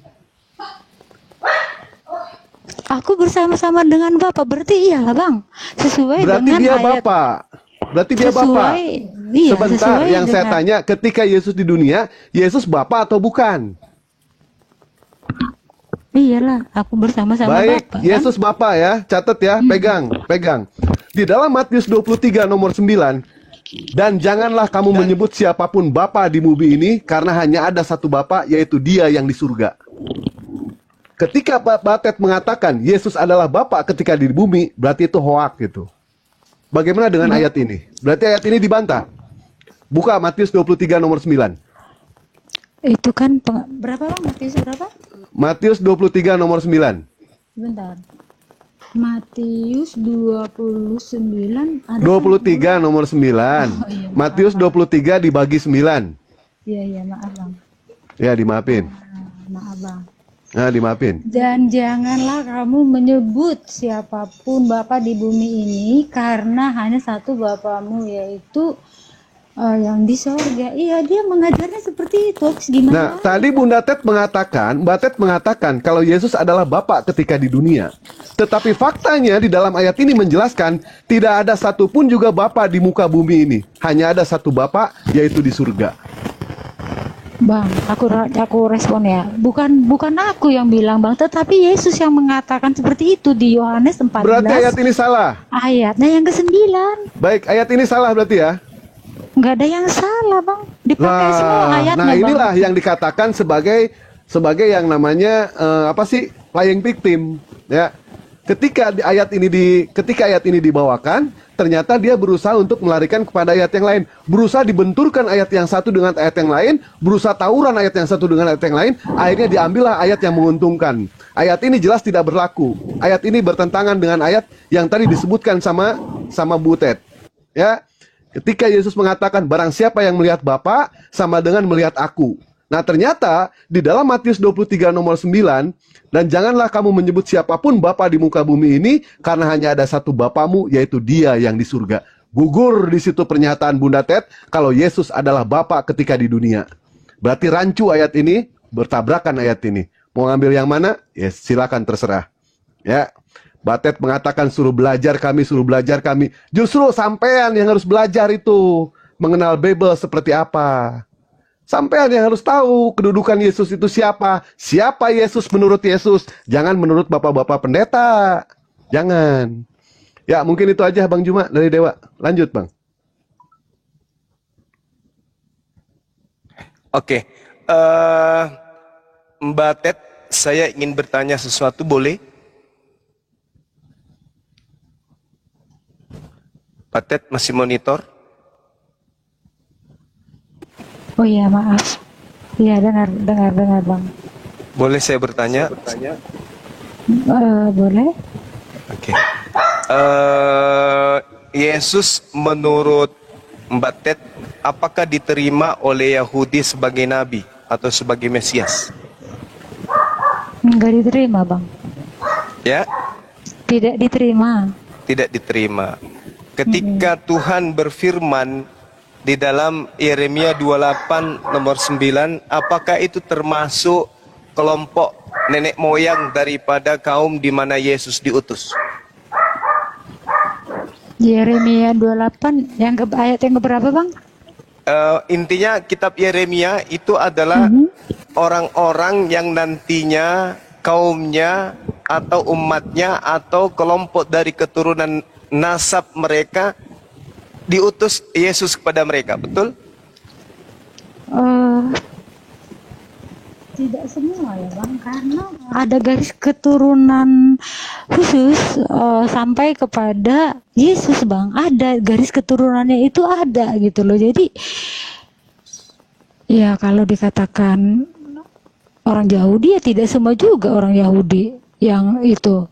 Kalau Abraham kan orang Haran, aku kurang tahu juga ya ilmu bumi ya.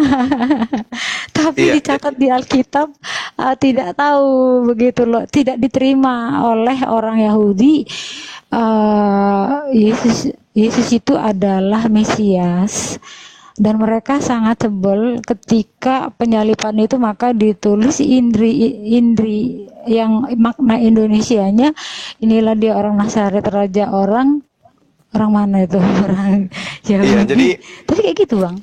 oke. Jadi kalau kita mendalami apa yang tertuang di dalam Yeremia 28 ini, nomor 9 khususnya, inilah hikmat bagaimana baginda Rasulullah Muhammad SAW itu lebih banyak kemudian menyebut nama Nabi Isa alaihissalam daripada namanya sendiri di dalam Al-Quran. Karena dalil ini jelas menerangkan begini, seorang nabi yang dimaksud di sini adalah Yesus. Bernubuat artinya meramal tentang damai sejahtera, yaitu Islam. Jika nubuat Yesus, maksudnya jika nubuat Yesus, kan Yesus di dalam Yohanes 14:27 kan meramalkan, menubuatkan tentang damai sejahtera.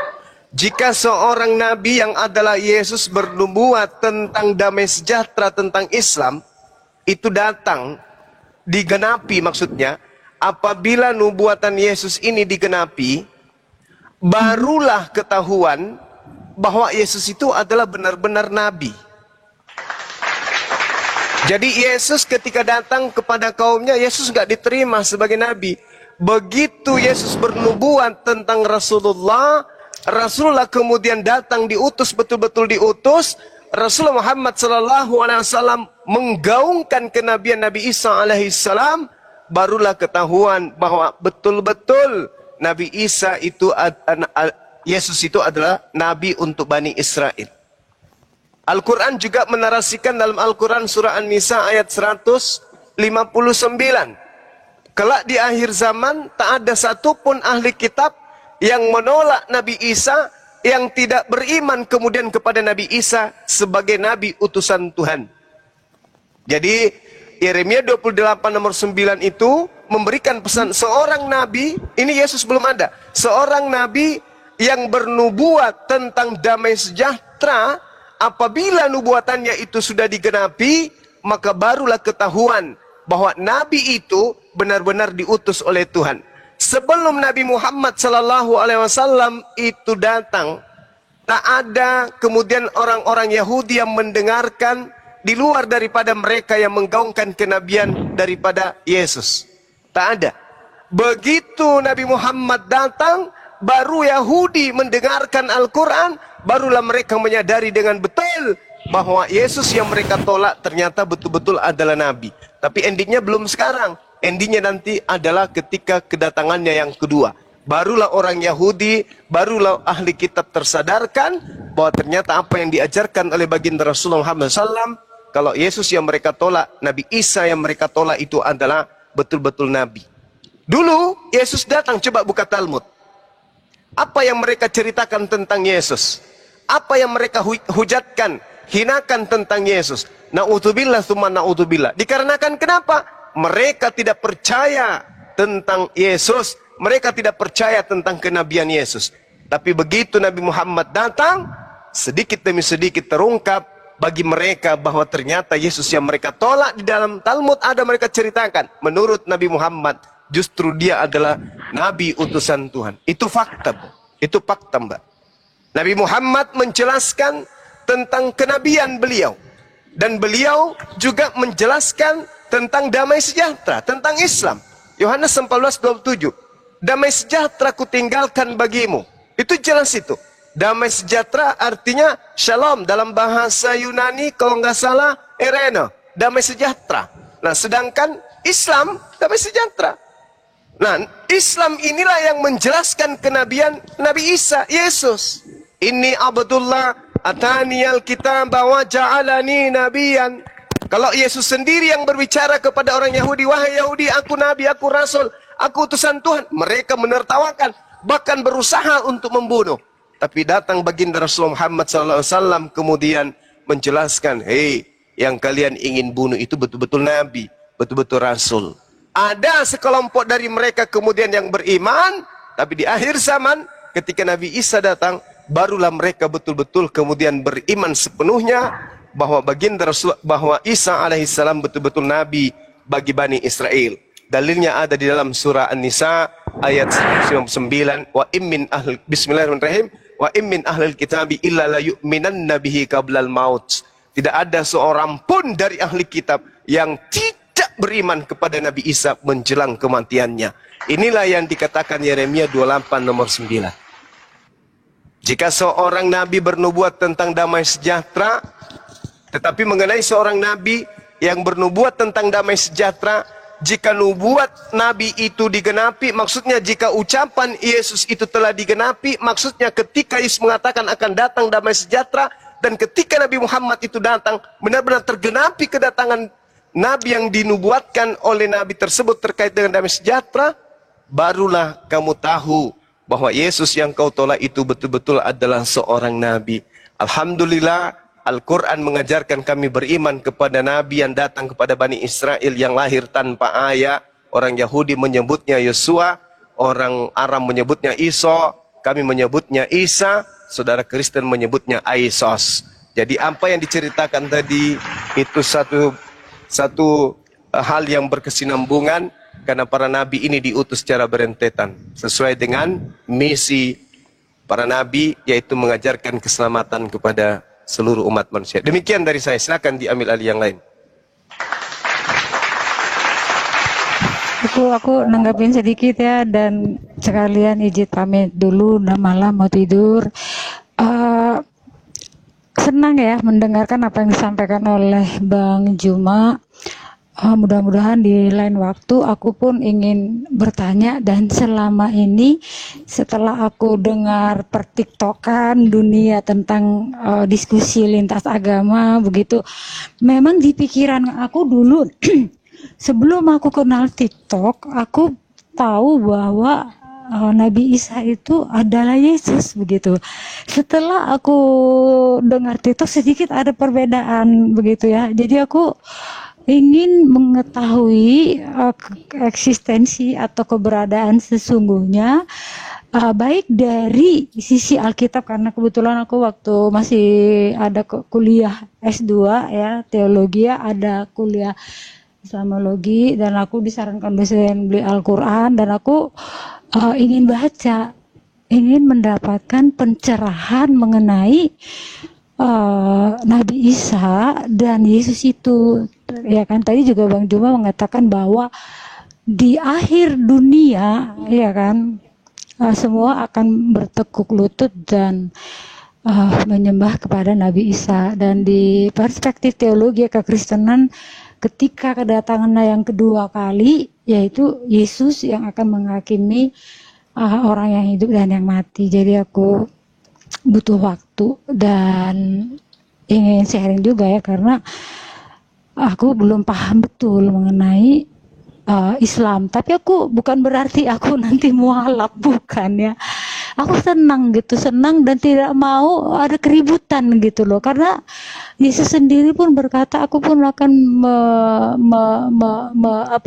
menjaga atau mengayomi domba-domba di luar kandang, di luar orang Ibrani. Berarti semua orang yang percaya kepada dia begitu. Maaf sebelumnya kalau ada kata-kata yang salah, dan izin ya mau istirahat dulu, besok atau lusa kita bertemu lagi.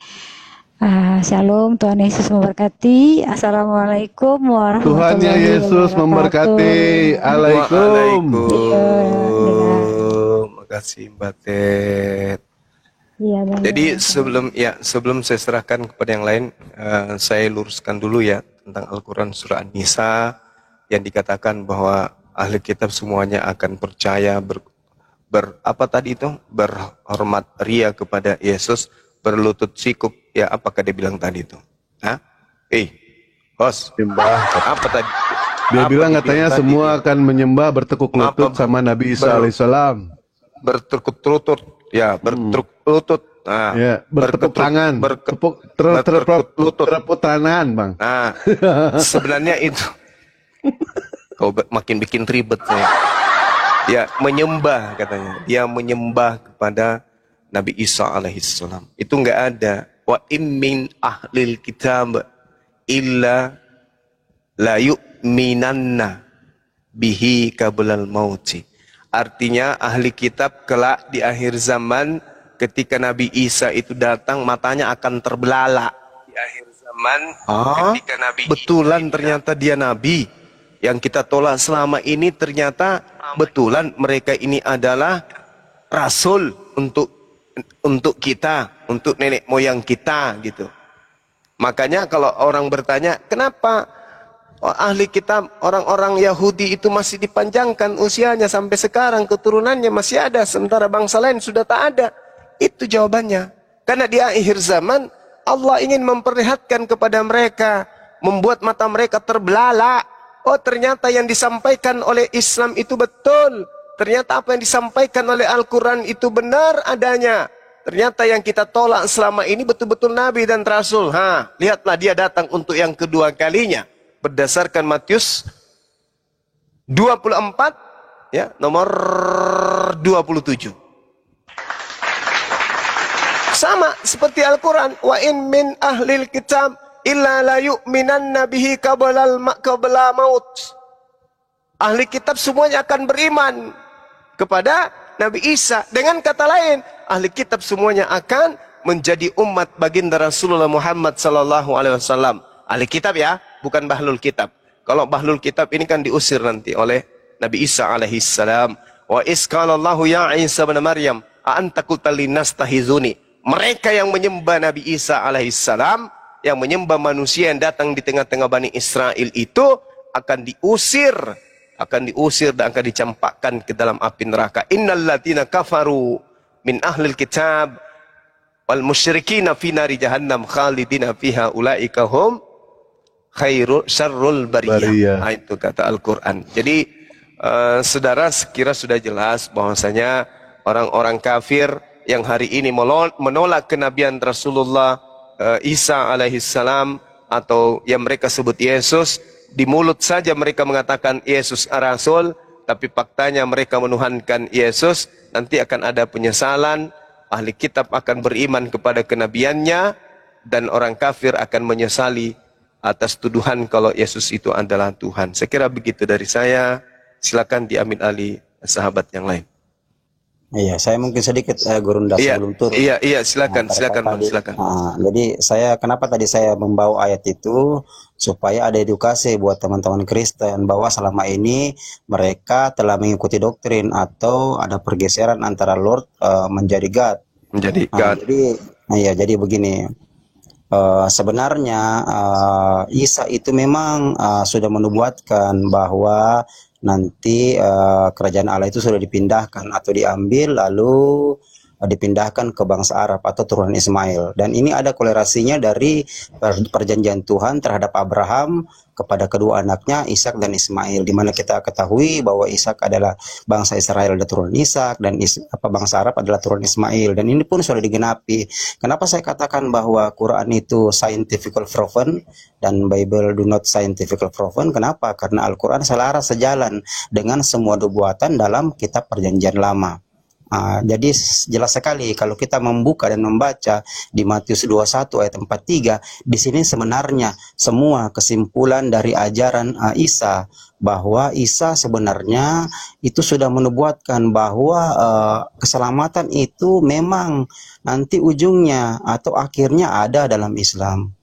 Itu yang saya mau bilang. Silakan dibuka dan dibaca Matius 21:43 itu, di mana Isa sudah berkata bahwa kerajaan Allah akan diambil daripadamu dan diberikan kepada satu bangsa yang menghasilkan buah-buah kerajaan Allah itu. Jadi kalau kita pelajari buah-buah kerajaan Allah seperti tadi kita sudah bahas, bahwa ternyata bangsa yang melahirkan buah-buah kerajaan Allah itu tiada lain tiada bukan kecuali bangsa Arab, bangsa yang dimana Islam turun di situ atau Rasulullah lahir di situ. Jadi di sini sebenarnya sudah klop ajaran ini.